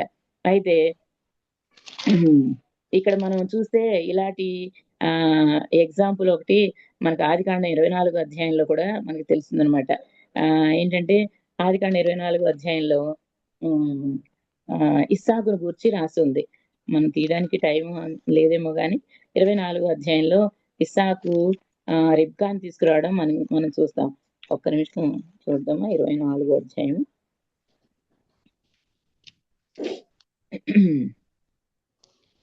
67 ఇస్సాకు తల్లి అయిన శారా గుడారంలోనికి ఆమెను తీసుకుని పోయెను. అట్లు అతడు రెబ్కాను పరిగ్రహింపగా ఆమె అతనికి భార్య ఆయను. అతడు ఆమెను ప్రేమించెను. అప్పుడు ఇస్సాకు తన తల్లి విషయమైన దుఃఖ నివారణ పొందెను. ఇక్కడ ఇస్సాకును మనం చూస్తాం. ఇస్సాకును కూడా ఏం చేశాడంట అంటే ఇస్సాకుకి తన భార్య తన తల్లి చనిపోయినప్పుడు ఎంతగా దుఃఖపడ్డాడు. మరి ఆ దుఃఖాన్ని అంతటిని నివారణ పొందడానికి ఎవరు కారణమయ్యారు? తన భార్య అయినటువంటి రిబ్కాని తీసుకుని వెళ్ళినప్పుడు, అంటే రిబ్కా తన తల్లిని మర్చిపోయే అంతగా రిబ్కా ఇస్సాకును ప్రేమించింది. అంతేకాదు ఇక్కడ మనం అనుకోవచ్చు అన్ని స్త్రీలకేనా అని చెప్పేసి అన్నట్టు కాదు. ఇక్కడ కూడా మనం చూస్తే ఇక్కడ ఆ వచనంలో ఏముంటుందంటే రిబ్కాని తీసుకుని ఇస్సాకు తన గుడారంలోనికి వెళ్ళెను అని ఉందా? ఇస్సాకు ఇస్సాకు తల్లి అయిన శారా గుడారంలోనికి ఆమెను తీసుకుని వెళ్ళాను. అంటే తన తల్లికి ఎంత గౌరవం ఇచ్చాడో, తన తల్లి గుడారంలో ఉండటానికి ఎంత సౌకర్యాన్ని పొందుకున్నాడో, తన తల్లి అంటే ఎంత ఇష్టపడ్డాడో, ఎంత గౌరవించాడో, ఎంత ప్రేమగా ఉన్నాడో, తన తల్లి అంటే ఎంత ఇష్టపడ్డాడో, అలాంటి తల్లి గృహంలోనికి తన తల్లి గుడారంలోకి ఆమెను తీసుకెళ్లి తన తల్లికి ఇచ్చినటువంటి గౌరవం ఇక్కడ ఇస్సాకు ఇచ్చినట్టుగా మనకి తెలుస్తుంది. తన తల్లికి ఇచ్చినటువంటి విలువ తన భార్యకి ఇచ్చాడు. తన తల్లిని లాగా తన భార్యని ప్రేమించాడు. అంతగా ప్రేమించి చూసినప్పుడు తన భార్య వల్ల తను కూడా తన తల్లి విషయమైన దుఃఖ నివారణ పొందినట్టుగా మనం ఈ వచనంలో చూస్తాం కదండి.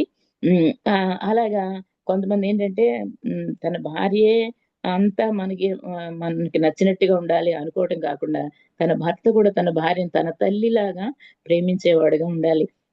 ఇక్కడ మనం చూస్తే మరి యోసేపు కూడా తన భార్యను అంతగా మరి ప్రేమించి తన కుటుంబాన్ని మర్చిపోయి అంతగా తన భార్యతో పనివేసుకున్నట్టుగా మనం ఇక్కడ చూస్తూ ఉంటాం. గౌరవాన్ని, ప్రేమని అందించిన విధంగా మనం ఇక్కడ చూస్తాం. అలాగే ఇస్సాకు కూడా చేశాడనమాట. ఇక్కడ మనం ఇంకొక ఎగ్జాంపుల్ కూడా చూస్తాం. ఒక మంచి కుటుంబాన్ని మనం బైబిల్ గ్రంథంలో చూస్తాం. ఏంటంటే సమూయేలు గ్రంథం మొదటి అధ్యాయంలో ఒక జంట మనకు కనపడతారు కదా. ఎవరంటే హన్నా ఎల్కానా మనకి కనపడతారు. చూద్దామా సమూయేలు గ్రంథము, మొదటి సమూయేలు గ్రంథం మొదటి అధ్యాయము ఇంకా ఉంది సిస్టర్. ఇక్కడ 8వ వచనం చూద్దామండి. మొదటి అధ్యాయం 8వ వచనం చూద్దాం. ఆమె 8వ వచనం. ఆమె పెనిమిటి అయిన ఎల్కానా, హన్నా, నీవెందుకు ఏడ్చుచున్నావు? నీవు భోజనం మానుటే ఎలా? నీకు మనోవిచారం ఎందుకు కలిగినది? 10 మంది కుమారుల కంటే నేను నీకు విశేషమైన వాడిని కానా అని ఆమెతో చెప్పుచూ వచ్చాను. ఇక్కడ తన భర్త ఒక భార్యకి ఎంత మంచి కంఫర్ట్ ఇస్తున్నాడండి నిజంగా. ఆమెని కొంతమంది ఏమంటారంటే ఇంకా పిల్లలు లేరు కాబట్టి అనేసి, కొంతమంది అత్తమామలు కూడా అంతే, పిల్లలు కలగటం కొంచెం లేట్‌గా ఉంటే ఏమంటారంటే, ఇక నీకు పిల్లలు పుట్టరు గానీ మా వాడికి రెండో పెళ్లి చేస్తాం. ఇంకొకటి ఏదైనా చూస్తాం, లేదంటే విడాకులు తీసేసుకుంటాం. ఇలాంటి మాటలు మాట్లాడుతూ ఎంతో కష్టపెట్టే వాళ్ళుంటారు. అయితే భర్తలు కూడా అలాగా అనుకునే వాళ్ళుంటారు. ఎన్నున్నా ఏముంది, నాకు పిల్లలు లేరు కదా! కదా! అబ్రహాం కూడా అలాగే అన్నాడు. ఎంతమంది ఉంటే ఏం ప్రభువా, నాకెంతుంటే ఏమి, నాకైతే పిల్లలు లేరు కదా, నాకు వారసులు లేరు కదా అన్నట్టు నిరాశగా మాట్లాడలా. అతనైతే ఏమన్నాడు ఆమెతో, ఎందుకమ్మా నువ్వు దుఃఖపడతావు? నువ్వు కుమారులు లేరని ఎందుకు నువ్వు బాధపడుతున్నావు? నీకు 10 మంది కుమారుల కంటే నేను శ్రేష్టమైన వాడిని కాదా అని చెప్పేసని ఎంతగా ప్రేమగా తన భార్యని ప్రేమించి మాట్లాడుతున్నాడు ఎల్కానాని చూస్తే మనకిక్కడ తెలుస్తుంది కదా. ప్రతి భర్త కూడా భార్యని అలాగా తను కష్టంలో ఉన్నా సరే, తను ఏదైనా దుఃఖపడుతున్నా తనని ఓదార్చేవాడిలాగా, తనకి కంఫర్ట్‌నిచ్చేవాడిలాగా తన భర్త ఉండాలి. అలాగే ఇక్కడ హన్నా కూడా ఇవన్నీ చూసి నిజమే, నా భర్త ఇంతగా ఉన్నాడు, అయినా సరే దేవుని దయ ఉంటే నేను పిల్లల్ని సంపాదించుకుంటానని దేవుని సన్నిధిలోనే మరి మొరపెట్టింది. మంచి కుమారుడిని, ఒక ప్రవక్తని సంపాదించుకుంది. అలాగా ఇక్కడ మనం చూస్తే యోసేపుని గురించి చూస్తే, యోసేపు ఇద్దరు కుమారులు కలగటం. మొదటి వాడికి మనష్షే అని, రెండవ వాడికి ఎఫ్రాయిము అని పేర్లు పెట్టడం మనం చూస్తాం అన్నమాట. అయితే ఇవి లోకపు పేర్లు కాదు, కానీ దేవునితో పెనవేసుకున్నటువంటి పేర్లు ఈ యోసేపు తన పిల్లలకి పెట్టినట్టుగా మనం ఇక్కడ చూస్తుంటాం. అతను నా బాధని దేవుడు మర్చిపోయేటట్లు చేశాడని మొదటి కుమారునికిని, ఆ తర్వాత నేను బాధ నొందిన దినములన్నింటికి అవన్నీ పోగొట్టి దేవుడు నాకు రెట్టింపు ఆశీర్వాదం ఇచ్చాడనేమో ఎఫ్రాయిముకి పేర్లు పెట్టినట్టుగా మనం ఇక్కడ చూస్తాం. ఆ పేర్లను బట్టి కూడా ఆమె ఎంతగా ఆలోచించి, నిజంగా నా భర్త తను అనుభవపూర్వకంగా ఈ పేర్లు నా పిల్లలకి పెట్టాడని తను ఆలోచించుకుందో. అంతేకాదు, ఆమె ఇంకా ఏం చేసిందంటే, ఆమె అన్యురాలయ్యుండి కూడా మరి తన పిల్లల ద్వారా ఇశ్రాయేలీయులకి 2 గోత్రకర్తల్ని అందించిన తల్లిగా ఆసనతు ఉంది కదా. ఎందుకంటే ఇప్పుడు యాకోబుకి 12 మంది పిల్లలు కదండి. 12 మంది పిల్లలకి 12 మందిని ఆశీర్వదించేటప్పుడు ఒక లేవీని తీసివేసి మిగతా పిల్లల్లో మరి యోసేపుని రెండంతల ఆశీర్వాదం. ఎందుకంటే యోసేపుకి ఇచ్చిన 2 కుమారులు ఈ మనష్షే ఎఫ్రాయిములకి రెండంతల ఆశీర్వాదాలు ఇచ్చి వీళ్ళ 12 మందిని ఆశీర్వదించినట్టుగా ఇక్కడ చూస్తాం. అంటే 11వ వానికి రెండంతల ఆశీర్వాదం. దేవుడు కూడా మనల్ని అలాగే చూస్తుంటాడనమాట. మనల్ని గమనిస్తూ ఉంటాడు. మనం ఎంత భక్తిగా జీవిస్తున్నామో, మనం దేవుని యెడల ఎంత యథార్థంగా జీవిస్తున్నామో, దేవుని యెడల ఎంత నమ్మకంగా ఉన్నామో, దాన్ని బట్టి మనల్ని ఆశీర్వదించడమే కాకుండా మన పిల్లలకు కూడా రెట్టింపు ఆశీర్వాదాలు ఇవ్వడానికి దేవుడు ఇష్టపడే దేవుడుగా ఉన్నాడు. అలాగే ఇక్కడ ఆసనతు పిల్లలకు కూడా ఆమె నిజంగానే ఐగుప్తు ఆశల్లో పిల్లల్ని పెంచి ఉంటే, ఐగుప్తు ఆచారాలను అనుసరించి నడిచి ఉంటే, ఒకవేళ నా తండ్రికి ఉన్న ఆస్తే నాకు చాలా ఎక్కువ, నేను ఈ దేశంలో చాలా ఉన్నత స్థితిలో ఉన్నాను అనుకుని దేవుని మర్చిపోయి ఉంటే ఇటువంటి ఆశీర్వాదాలు ఒకవేళ వచ్చేవి కావేమో గాని, ఈమైతే తన భర్త అనుసరించే దేవుణ్ణి అనుసరించి నడుస్తూ భక్తిగా జీవించింది కాబట్టే, తన పిల్లల్ని కూడా అదే భక్తిలో పెంచింది కాబట్టే తనని మరి గోత్రకర్తలుగా తను ఆశీర్వదించబడే విధంగా ఆ పిల్లల్ని పెంచింది అని చెప్పేసని చెప్పుకోవచ్చనమాట. అయితే ఈ పద్ధతుల్లో పెంచేటువంటి ఇశ్రాయేలీయుల ఆ పద్ధతిలో ఆసనతు ఈ పిల్లల్ని పెంచినట్టుగా వాళ్ళ ఐగుప్తు సాంప్రదాయాల్లో గాని, ఐగుప్తు ఆశల్లో గాని, ఐగుప్తు దేవతలను అనుసరించి గాని, వీటిల్లో ఈ పద్ధతులు ఐగుప్తు పద్ధతులేవి వాళ్ళలోనికి రానివ్వలేదు గాని, ఆ పోకడలన్నిటినీ ఎదిరించి ఆసనత అయితే ఇశ్రాయేలీల పద్ధతిలో పిల్లల్ని పెంచిన దానిగా కనిపిస్తుంది. అందుకనే వాళ్ళు రెండంతల ఆశీర్వాదాన్ని పొందుకోగలిగారు.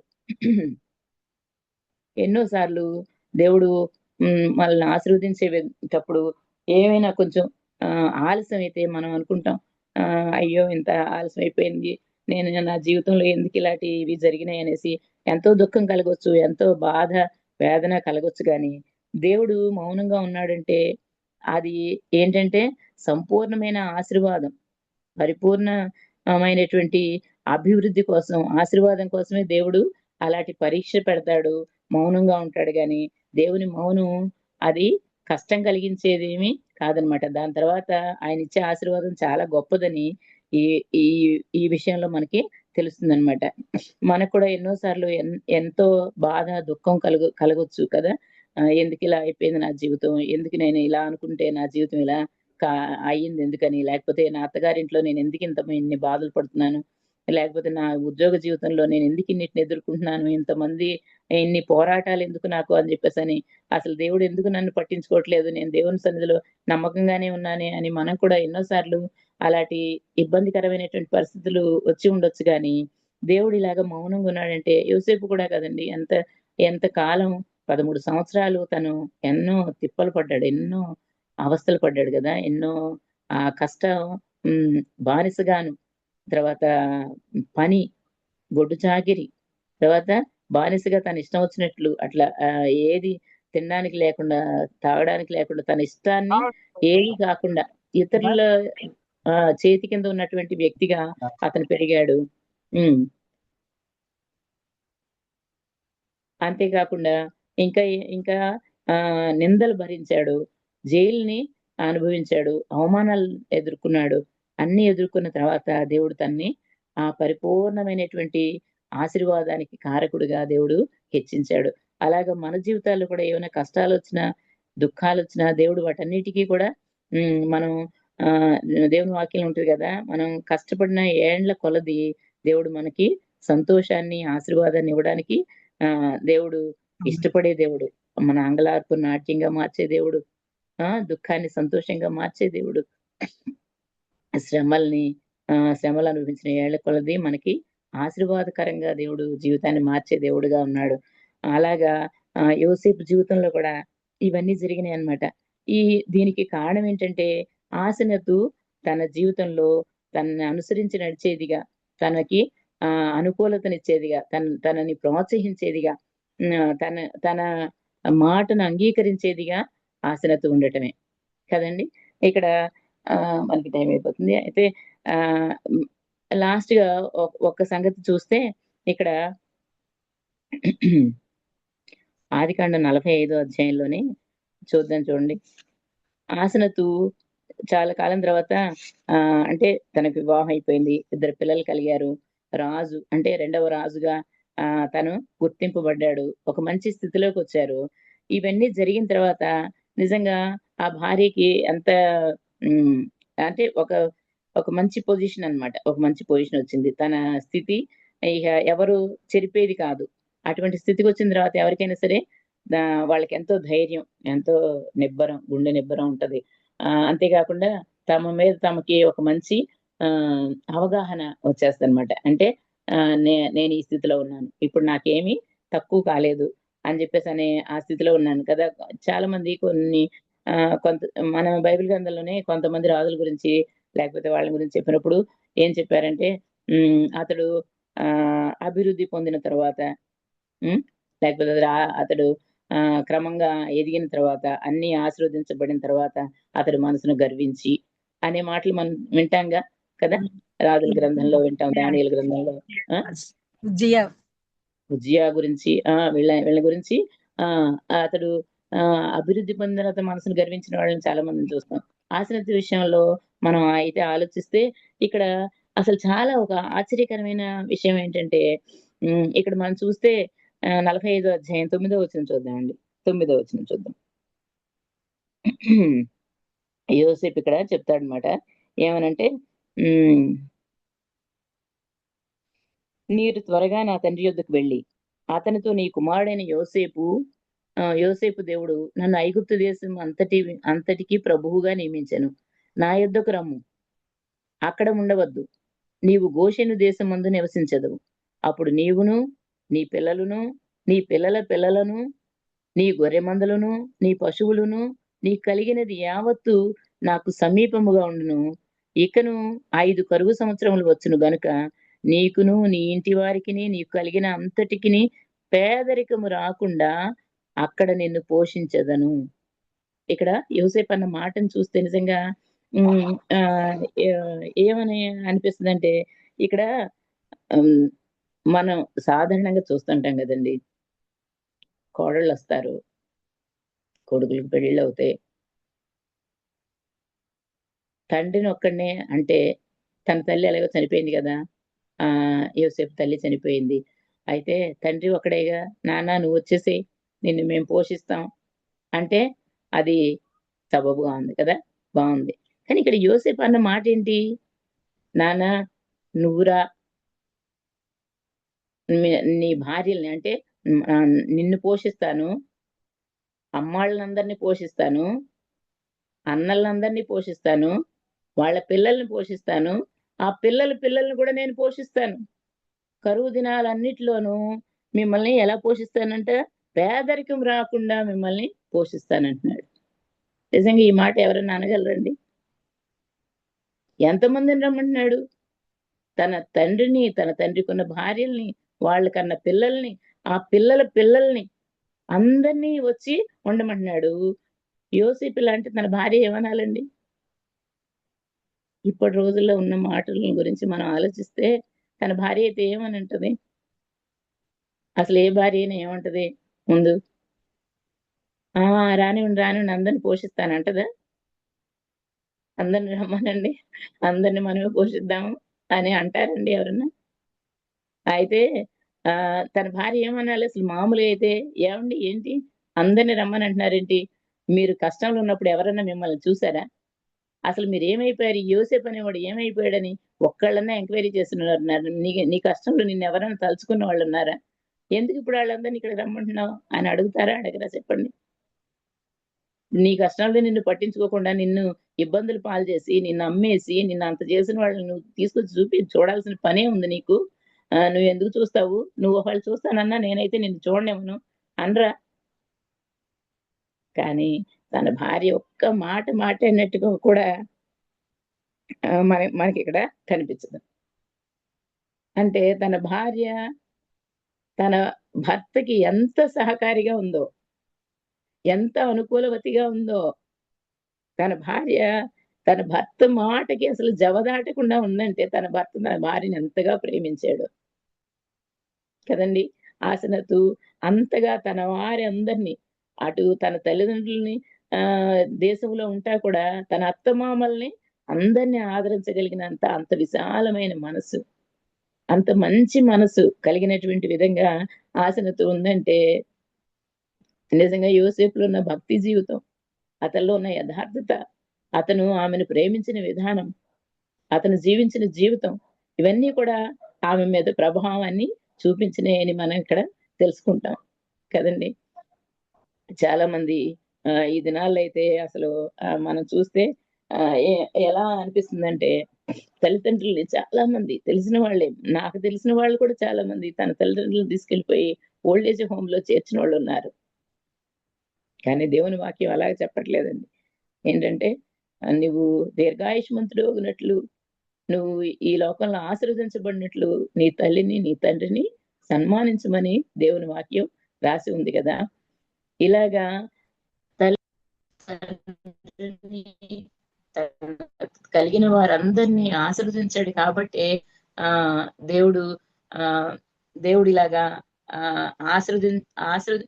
తన తల్లిని తండ్రిని వాళ్ళందరినీ అంతగా యోసేపు చూశాడు కాబట్టి యోసేపుని కూడా దేవుడు అంతగా ఆశీర్వదించాడు అని చెప్పేసి అని మాకు ఇక్కడ తెలుస్తుంది అనమాట.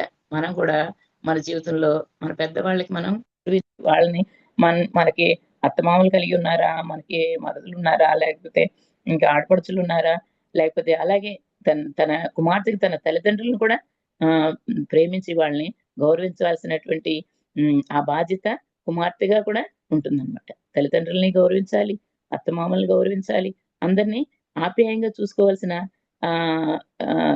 ఆ బాధ్యత ప్రతి స్త్రీకి ఉందన్నమాట. అలాగే ఆసనత కూడా వాళ్ళని పిలిచినప్పుడు వాళ్ళని తల్లిదండ్రులుగా వాళ్ళని సన్మానించి యోసేపు యొక్క బంధువులందరినీ తన తన తరఫు బంధువులందరినీ తన అన్నదమ్ముల్ని, అక్కచెల్లెండ్రుని, తన తండ్రిని, తన కలిగిన వారిని అందరినీ కూడా ఆమె పిలిపించి ఆమె కూడా వాళ్ళందరినీ ఇక్కడ చేర్చుకున్నట్టుగా వాళ్ళు ఎన్నో సంవత్సరాలు ఇక్కడ మరి ఐగుప్తు దేశంలో ఉన్నట్టుగా మనం ఇక్కడ ఆ గోషెన్ ప్రదేశం అంతా ఇశ్రాయేలుతో నిండిపోయింది కదండి. అదంతటికి కారణం ఏంటంటే యోసేపు ఒక్కడైతే ఇది చేయగలుగుతాడా? ఆసనతు సహకరించకపోతే ఈ పని జరిగేదా? కాబట్టి ఆసనతు జీవితంలో నిజంగా ఎన్ని గొప్ప లక్షణాలు ఉన్నాయో, ఎన్ని మంచి సుగుణాలు ఈ ఆసనతలో మనకి కనిపిస్తాయి. యోసేపు యొక్క విజయవంతమైన జీవితంలో నిజంగా ఆసనతు కూడా తన పాత్ర కూడా ఎంతో ఉంది అనేది మనకి అర్థమవుతుంది. సమయం అయిపోయింది, క్షమించాలి. సమయం ఎక్కువ తీసుకున్నానేమో, నన్నైతే క్షమించండి. దేవుడి మాటలు దీవించును గాక. వందనాలు. అందరికీ వందనాలు. మన ఆసనెత్తని గురించి ఇంతవరకు ఎవరు చెప్పలేదు. చక్కగా ఆసనెత్తు అంటే నాతు అనే ఐగుప్తు దేవత శిష్యురాలంట. చూడండి, ఐగుప్తు దేవతలకు శిష్యురాలుగా ఉన్న ఆమె ఎంత చక్కగా అతన్ని భక్తిపరుడైన భార్యకు అన్యురాలు ధన్యురాలు అయిపోయింది.